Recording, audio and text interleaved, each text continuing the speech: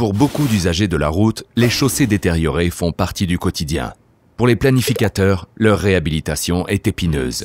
Fissures, nids de poules et déformations apparaissent sous l'effet des facteurs environnementaux quotidiens et des fortes sollicitations du trafic routier. Or, de simples mesures de maintenance s'avèrent bien souvent insuffisantes.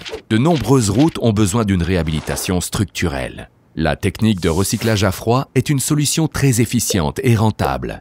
Pour cela, on procède d'abord à une analyse préliminaire de l'état général de la route. Elle prévoit l'examen de la structure des couches, la détermination de la capacité de portance du sol et le prélèvement d'échantillons pour analyse approfondie et essais d'aptitude en laboratoire. Les caractéristiques du matériau, telles que la granulométrie des granulés agrégats, la teneur en eau pour le compactage optimal ultérieur et les quantités d'adjonction de liants nécessaires, sont déterminées au moyen d'échantillons et d'éprouvettes. Les liants utilisés sont du bitume chaud sous forme de mousse ou d'émulsion de bitume, du ciment et de l'eau. La formulation optimale des liants est déterminée lors de l'essai de résistance à la traction par fendage. Les nouveaux matériaux recyclés ainsi obtenus sont appelés matériaux stabilisés au bitume, MSB. Les caractéristiques typiques du MSB peuvent être déterminées facilement par un essai triaxial simplifié. Le bitume a été ajouté de manière homogène dans le mélangeur de recyclage à froid et créé des microliaisons bitumineuses ponctuelles pendant le compactage. Un matériau unique est ainsi produit.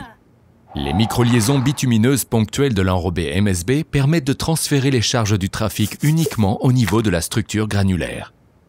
Les routes ainsi construites peuvent résister longtemps et durablement aux charges de trafic élevées de notre réseau routier.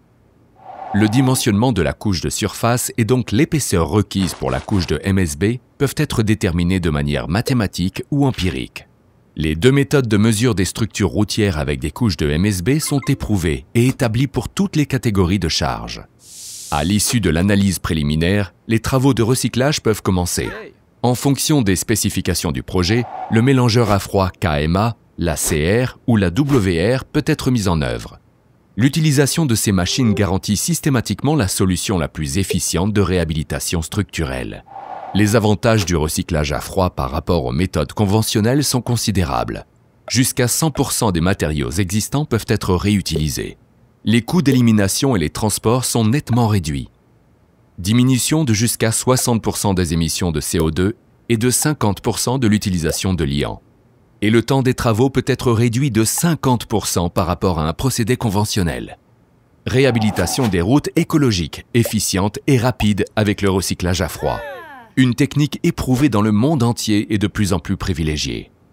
Le procédé de recyclage à froid de Wirtgen.